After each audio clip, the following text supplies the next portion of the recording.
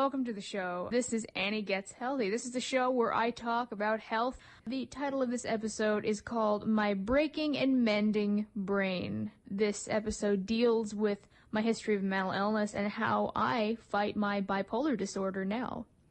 So, before I dive in to anything really, it's pretty important, as always, that I make the disclaimer that I am not a physician. I am not a medical professional of any sort. I'm not a personal trainer yet.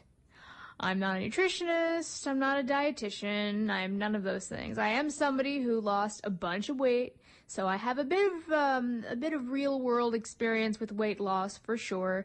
But once again, everything that I talk about on the show, well, not entirely, but the things I talk about in relation with myself, these are things that worked for me. I was having a conversation with a really neat guy today, and he'll be on the show hopefully pretty soon. We talked about a lot of stuff. He was doing research actually, and I was giving him some data, and during that we just had a lot of really nice conversations about plant-based lifestyle, but we also talked a lot about connection.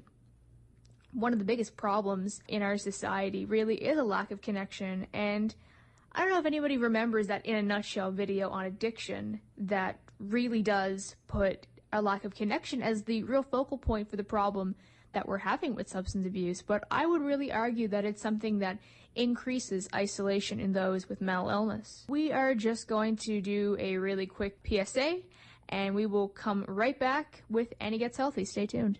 We are back. You're listening to Annii Gets Healthy, the show where we talk about health, wellness, diet, physical activity, sleep, stress relief, things that improve our quality of life.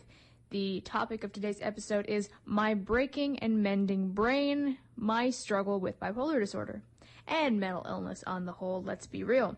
My specific fight with bipolar has been pretty recent to the past within 2 years. And what a fight it's been. I've learned a lot about myself through it. But before we took the break, I was talking about the lack of connection that a lot of us feel in this day and age. And, you know, I don't want to be that, like, grumpy grandpa that's blaming everything on the phones, because, once again, I'm guilty of it. I always plug my Instagram. God, this is a terrible time to plug my Instagram, but I forgot to do it in the intro.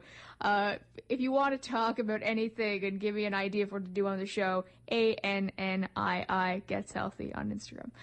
But clearly, I spend a lot of time on Instagram, and that can be very problematic, especially when we're studying half the day and then scrolling the other half the day.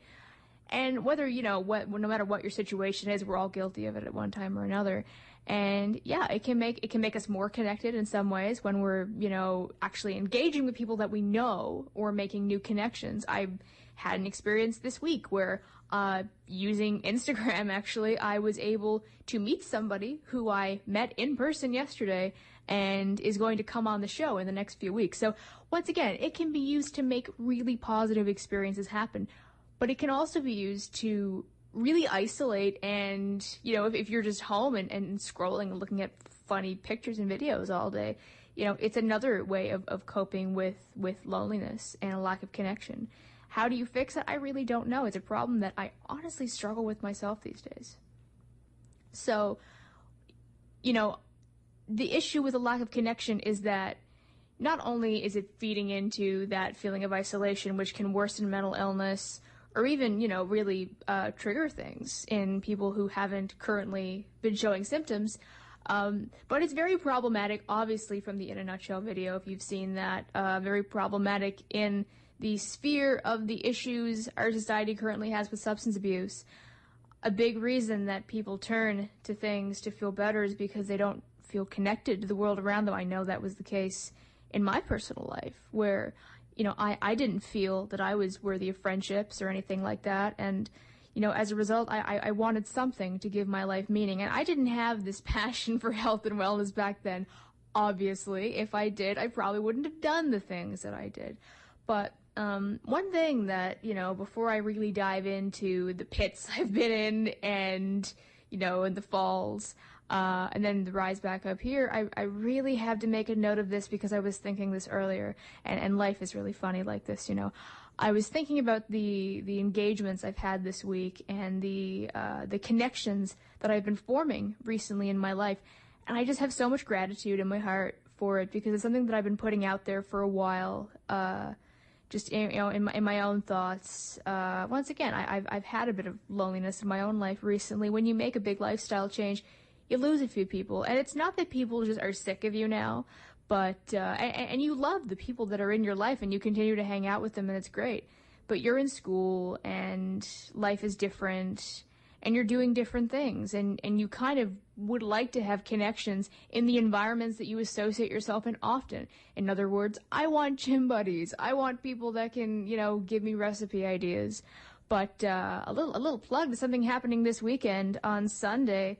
And you can look some on Facebook. There's a fall vegan potluck. It's easy to literally go on Facebook and type that in, and you'll find the event. And I'm looking forward to it. I hope to meet a few people there. In fact, the gentleman that I was talking to today is a part of the Vegan Society, and he will be going. And so, if you're a plant-based person, or you're interested in just maybe transitioning and wanting to eat some good food, then make something that is obviously vegan friendly, and head on down on Sunday.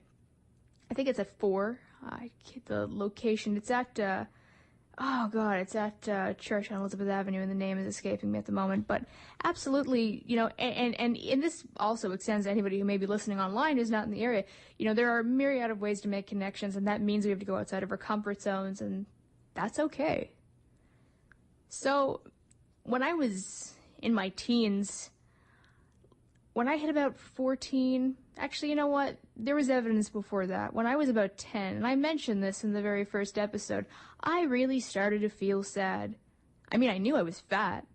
I knew there was something different about me from my peers, and, it creates a real division. And there's one side of division, which is what, people create, that, they distance themselves from you, but eventually you really internalize that, and, they might stop with those messages, but you continue with them. And then eventually you separate yourself from people and from the world, and you create this little bubble where it's very hard to challenge yourself on the negative emotions inside of you. So obviously that hadn't, I was still, I hadn't been internalizing things that much at age 10. You can only really do so much when you're so young, to some extent.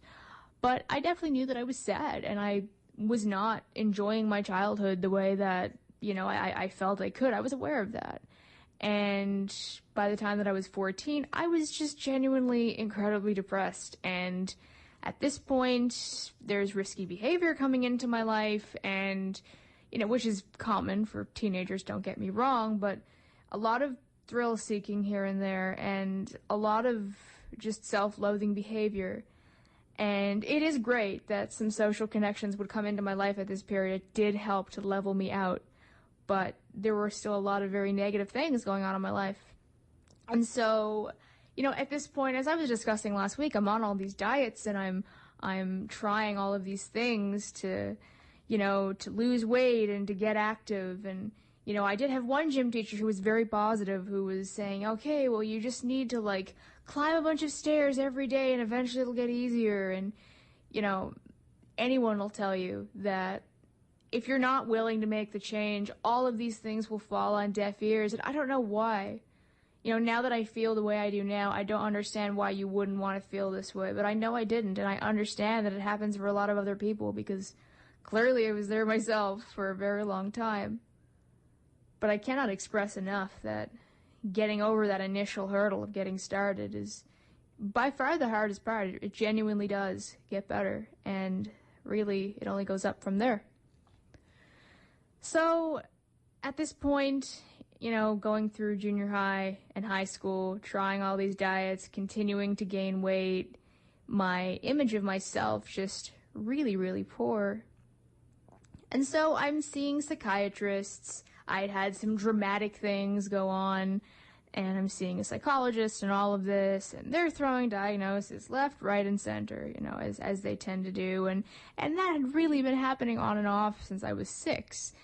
In the late 90s, people sure did love giving drugs to kids. And, we are seeing some studies coming out now that are really showing that, and don't get me wrong, I'm not saying that these drugs can't be terribly therapeutic, and they can certainly help, especially academically. But, when you introduce those at an incredibly young age, of course there are problems. If you're changing the wiring of somebody that young, there's bound to be some sort of overall change, and I've often wondered that. But a lot of drugs are being introduced into my system from medical professionals. I don't think there was much else going on at this point. I still had another couple of years before I took matters into my own hands. But, there's a lot of trying to figure out where you lie on when you're sitting on the couch and you're getting all these terms and all of these disorders just thrown next to your head, and you're trying to, well, is this what I am? And bear in mind my language here. Is this what I am? Is this what I'm going to identify as? Is this a part of my identity now? Is this something that I'm putting into the box called Annii that I'm going to take with me, with my life?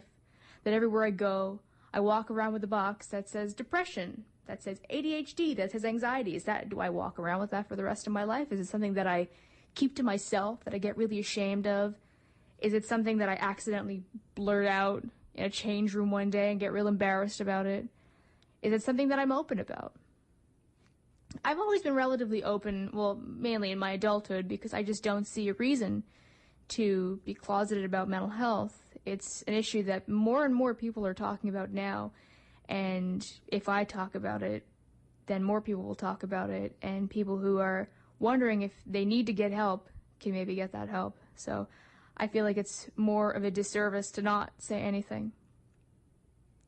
But really, once I was in maybe grade 11 or 12, I would have my good times here and there, but the bad times were really bad, really bad.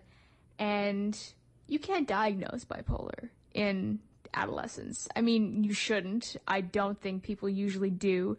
Because once again, our adolescents are a huge time of hormones, and we're going up and down, up and down. So there's really no way that we can call that bipolar, because it's kind of just teenage years.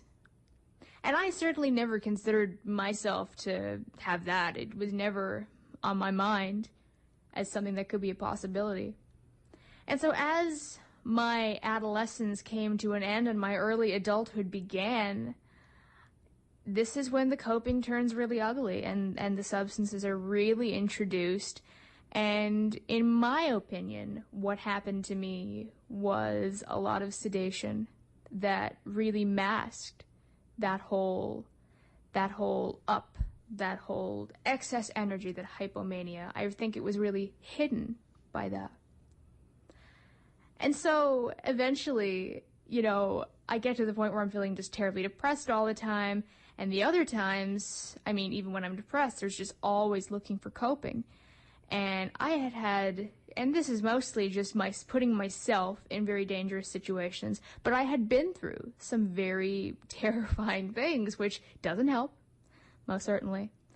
But I am lucky. It's hard here in Newfoundland. I will absolutely say that is the case, but I was very lucky to have some intervention by some mental health professionals. I was able to do a great education group on co-occurring disorders at the Waterford, and that was very educational. I learned a lot from that, and that I was able to apply in my own life. And I did a few groups here and there that just gave me a lot more insight on my own emotions. Once again, it was nothing that gave me control over those emotions, because emotions are very hard to control. You can sometimes challenge your thought, but in terms of how you feel, in terms of the affect of your surroundings on you, to some extent it's what you make of it. But if there are chemical imbalances going on there, then at the end of the day, there's some things that you just can't control. Now, that being said, there are things in your life that you can do. There are right choices that you can make, and there are wrong choices that you can make. Now, I will be the first to say that I consider, substance use to be an amoral issue. And when I say that, I mean that I don't think there's any morality like that. It's not even on the table. it's not worth discussing. What you choose to do has nothing to do with whether you're a good person or not. There's plenty of good people who use drugs. There's plenty of bad people who use drugs. There's plenty of bad people who've never touched a drug in their life. It has nothing to do with that.